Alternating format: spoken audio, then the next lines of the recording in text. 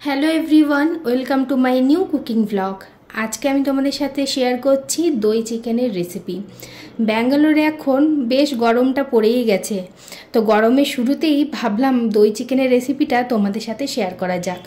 তো দই চিকেন বানাবার জন্য আমি এখানে নিয়ে নিয়েছি 800 গ্রাম চিকেন, দিয়ে দিলাম হাফ কাপ দই, দিয়ে দিলাম ধনে জিরে গুঁড়ো, আর নুন দিলাম স্বাদ অনুযায়ী, আর একটুখানি চিনি দিলাম টেস্টটাকে ব্যালেন্স করার জন্য, আর দিয়ে দিয়েছিলাম 1 চামচ মতন তেল। এবার এটা 30 মিনিটের জন্য আমি ম্যারিনেট করে রেখে দিচ্ছি।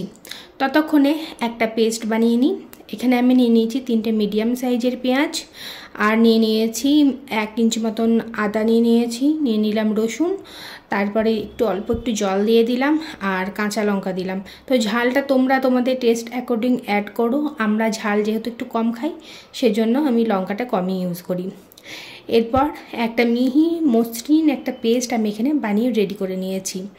এবার চলে যাওয়া যাক মেন প্রসেসে। দিয়ে দিলাম 3 টেবিল চামচ রিফাইন্ড অয়েল। এবার তেলটা একটু যখন গরম হবে, তখন এখানে একে একে গোটা গরম মশলাগুলো আমি অ্যাড করব।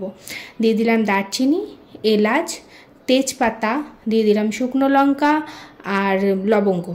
এবার এটা থেকে একটা সুন্দর গন্ধ যেই বেরোবে, তখন এখানে আগে থেকে যে পেস্টটা করে রেখেছিলাম পেঁয়াজ রসুন আদার, সেই পেস্টটা এখানে অ্যাড করে দিচ্ছি। এবার ভালো করে এই মশলাটা তেলের সঙ্গে মিশিয়ে নিয়ে এটাকে একটু ভাজা ভাজা মতন করে নিতে হবে। যখন দেখবে মশলাটা থেকে তেল ছেড়ে এসেছে, ঠিক তখনই অ্যাড করে দেবো ম্যারিনেট করা চিকেনটা।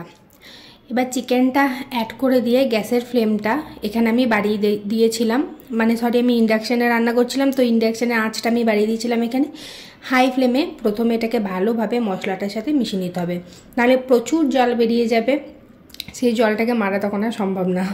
তো যাই হোক, এখানে আমি চিকেনটাকে ভালোভাবে মিশিয়ে নিয়েছি। এবার আমি গ্যাসের ফ্লেমটাকে লো টু মিডিয়াম করে আমি 7 থেকে 8 মিনিটের জন্য ঢাকা দিয়ে এটাকে ভালো করে সেদ্ধ হতে দিয়েছিলাম।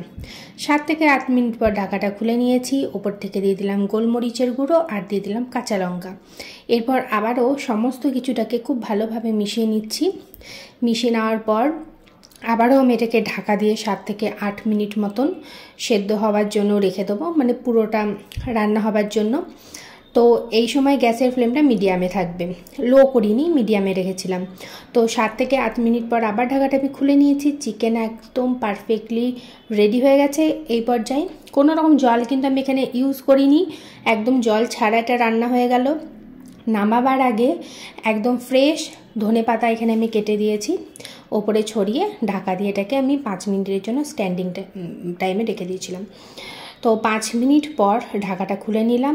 ধনেপাতার গন্ধটা একদম চিকেনের মধ্যে সুন্দরভাবে মিশে গেছে, আর খেতে জাস্ট অসাধারণ হয়েছিল। এই দই চিকেনটা শুধুমাত্র ভাতের সাথে না, রুটি বলো, পরোটা, নান, এমনকি লুচির সঙ্গেও এত ভালো লাগে খেতে, সে আর বলার কথা নয়।